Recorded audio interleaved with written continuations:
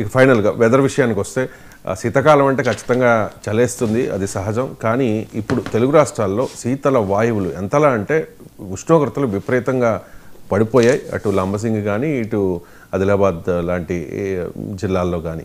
ఇది అంటే ఇది సాధారణం అయితే కాదు. ఏంటి ఇది ఏమన్నా వాతావరణ విపత్తుగా మనం ఏమైనా కన్సిడర్ చేయాల్సిన అవసరం ఉందా? ఈ మార్పుకు కారణం ఏంటి? వాతావరణంలో వచ్చిన ఈ అనూహ్య మార్పుకి.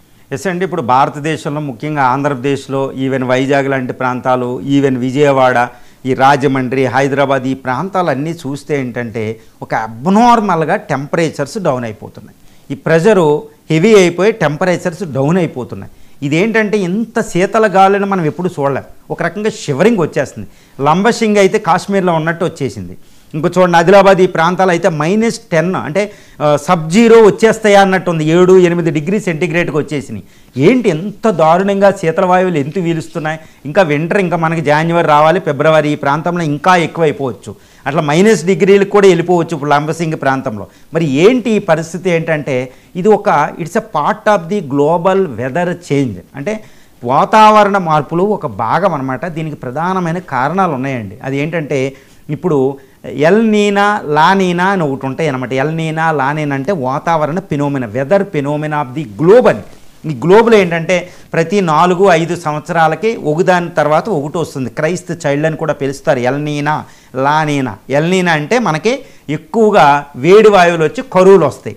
ఇప్పుడు లా నీనా జరుగుతుంది. లా నీనా అంటే ఎక్కువ వర్షాలు వస్తాయి, ఎక్కువ తుఫాన్లు వస్తాయి, శీతల వాయువులు ఎక్కువ ఉంటాయి శీతాకాలంలో. అందుకనే సైక్లోన్ చూడండి, ఒకదాని వెనకాల ఈ మొంతా తర్వాత ఒకదాని వెనకాల ఒకటి ఎక్కువ సివియారిటీ, అంటే ఫ్రీక్వెన్సీ ఎక్కువ ఉంటుంది, సివియారిటీ ఎక్కువ ఉంటుంది అనమాట. చాలా తీవ్రంగా ఉంటాయి, తరచుగా వస్తూ ఉంటాయి సైక్లోన్స్. అవే మనం చూస్తున్నాం తూర్పు తీరంలో అవి వస్తున్నాయి. ఇప్పుడు శీతల వాయువులు, ఇప్పుడు టెంపరేచర్ తగ్గిపోతున్నాయి.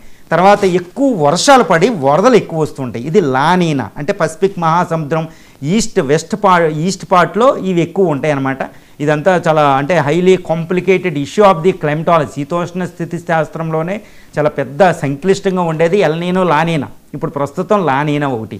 తర్వాత రెండో అతిపెద్ద కారణం ఏంటంటే గ్లోబల్ క్లైమేటిక్ చేంజెస్ అండి. వాతావరణ మార్పు, గ్లోబల్ వార్మింగ్ పెరగడం వల్ల ఇప్పుడు ఆర్కిటిక్ మహాసముద్రంలో, ఆర్కిటిక్ సీ దగ్గర ఉన్న ధ్రువ ప్రాంతంలో ఉన్న కోల్డ్ టెంపరేచర్, అక్కడ శీతలం, అక్కడ ఎక్కువ శీతలం గడ్డ కడుతుంది అనమాట. అధిక ప్రెజర్ వచ్చింది. ఈ అధిక ప్రెజర్ వర్టెక్స్ అంటారు.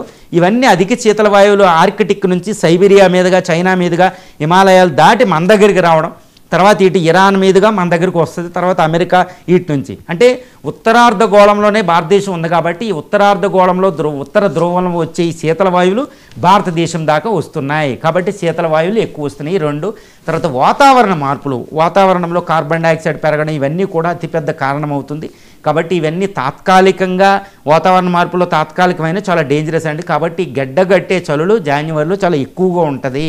ఎందుకంటే ఇది లా నీనా ప్రభావం. మరి ఎలా తట్టుకోవాలంటే అబ్నార్మల్ కాబట్టి ఇవి మళ్ళీ ఇంకోటి అంటే గ్లోబల్ క్లైమేటిక్ చేంజెస్ వల్ల వస్తున్నాయి. కాబట్టి ఈ చలి అబ్నార్మల్గా అంటే రెగ్యులర్గా ఎప్పుడు తరచుగా ఈ శీతల వాయువులు అంటే మన పిల్లలకి మనకు పర్లేదు. కాబట్టి ఎక్కువగా ఫ్లూ జ్వరాలు, తర్వాత జలుబులు ఇవన్నీ ఎక్కువ చేసే అవకాశం ఉంటుంది. కాబట్టి చెవులకి గుడ్లు కట్టుకొని, దూది పెట్టుకొని, చెవుల్లోకి వాయువు వెళ్లకుండా కాపాడుకోవడం ఒకటి ముఖ్యం. పిల్లల్ని ఆ టైంలో బయటికి వెళ్ళనివ్వకుండా ముఖ్యం చిన్న పిల్లలకి.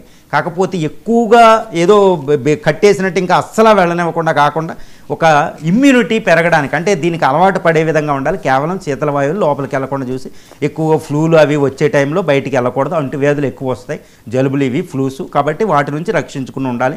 అంతేగాని ఎక్కువ చలిమంటలు ఇవన్నీ వేసి చేసి పిల్లలకి ఎక్కువగా భయపెట్టాల్సిన అవసరం అయితే ఇక్కడ లేదండి. Right. Thank you so much MG Rao garu. చాలా టాపిక్స్కి సంబంధించి చాలా డీటెయిల్డ్గా, ఇన్డెప్త్గా